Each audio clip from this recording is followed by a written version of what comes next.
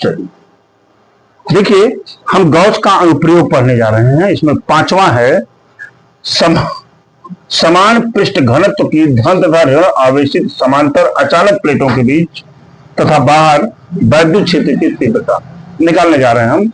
Electric field intensity in between and outside two parallel non conducting positively and negatively charge plates. ठीक है, बड़ी अच्छी बात। देखिए हम क्या कर रहे हैं इसमें हमने क्या किया, ये देखिए, मैंने दो चालक प्लेट बनाई।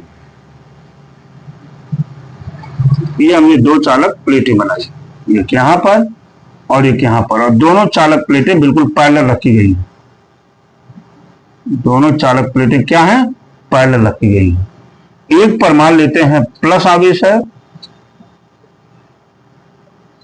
और एक पर क्या है, ऋण आवेश है, जैसा आपके स्टेटमेंट में भी है। ठीक है, अब निकालना कहां है कि बीच तथा बाहर वैद्युत क्षेत्र की तीव्रता। बीच और बाहर, मान लीजिए इससे बाहर कोई पॉइंट P है, कोई पॉइंट क्या है, P है, जहां पर धन प्लेट के नाते इसकी वैद्युत क्षेत्र की तीव्रता E1 है और ऋण प्लेट के नाते इसकी वैद्युत क्षेत्र की तीव्रता E2 है। ठीक है, बाद में भी हम बीच में लेंगे, है ना। यहां लिखेंगे प्लेट से बाहर, यहां लिखिए प्लेट से बाहर वैद्युत क्षेत्र की तीव्रता, पहली हेडिंग वैद्युत क्षेत्र की तीव्रता, ये पहली हेडिंग हो गई, ध्यान दीजिएगा। ठीक है, लिखेंगे माना, पहला था ये, लिखेंगे माना, जो चीज हमने बोला है उसी चीज को आप यहां लिख दीजिए, समझ रहे हैं ना। माना धनात्मक तथा ऋणात्मक प्लेटों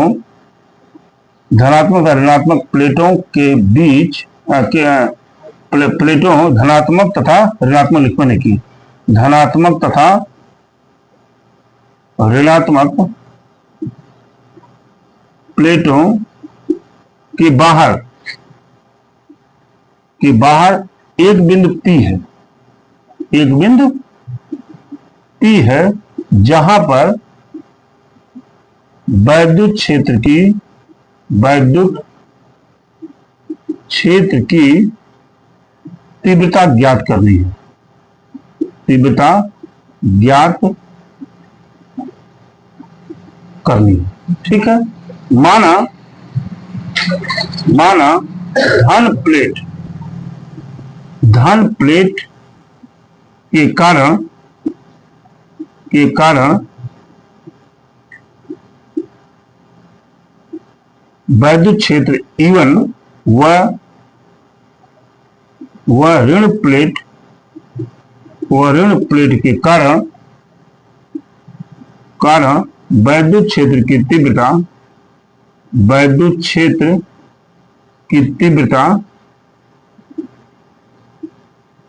E2 हो तो बात तो इतनी पकड़ में आई आपके, क्यों जी। अच्छा, तो यहां लिखेंगे बिंदु P के कारण, बिंदु P पर, है ना, बिंदु P पर प्लेट 1 और 2, प्लेट 1 के कारण वैद्युत क्षेत्र की तीव्रता, वैद्युत क्षेत्र की तीव्रता E1 बराबर क्या होता है बेटा, सिग्मा अपान 2 एप्सिलॉन होता है कि नहीं, बोला था आपसे। अच्छा, यहां की बात कर लें, अब यहां पर आ जाए, बिंदु P पर लिखेंगे, बिंदु P पर, है ना, बिंदु P पर, है ना, प्लेट 2 के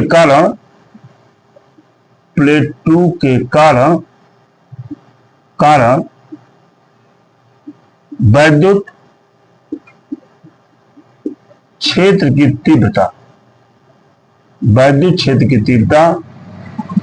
E2 equal to sigma upon 2 epsilon, हो गया कि नहीं।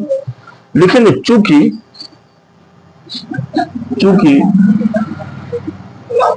दोनों प्लेटों क्योंकि दोनों प्लेटों का, है ना, वैद्युत विभव समान दिशा में है, समान दिशा में है, इसलिए विभव नहीं, वैद्युत क्षेत्र, है ना। इसलिए क्या, इसलिए परिणामी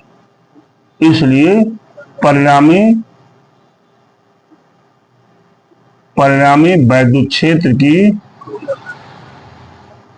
तीव्रता E बराबर हो जाएगा बेटा यहाँ E1 प्लस E2, ये बराबर हो जाएगा sigma upon 2 epsilon plus sigma upon 2 epsilon. ठीक है, दोनों को ऐड करेंगे तो क्या मिल जाएगा, 2 सिग्मा अपान 2 एप्सिलॉन, और यहां से E की वैल्यू मिल जाएगी sigma upon epsilon. This is pure formula. आप सही कर रहे हैं। यहां पर देखिए ये प्लेटों के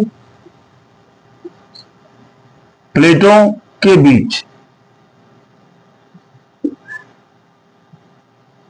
ये प्लेटों के बीच वैद्युत क्षेत्र की तीव्रता, बात समझ रहे हैं ना, बीच।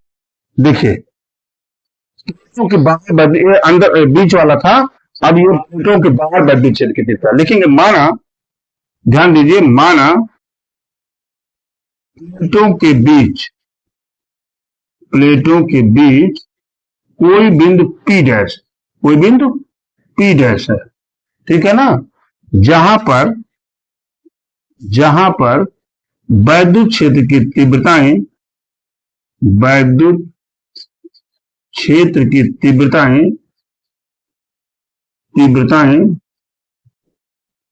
E1 व E2 हों, E1 और E2 हैं, और इनकी दिशाएं क्या है, भिन्न है, इनकी दिशाएं भिन्न है। इसलिए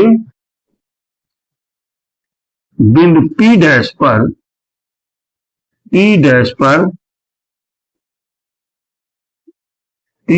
पर वैद्युत क्षेत्र की तीव्रता, वैद्युत क्षेत्र की परिणामी तीव्रता,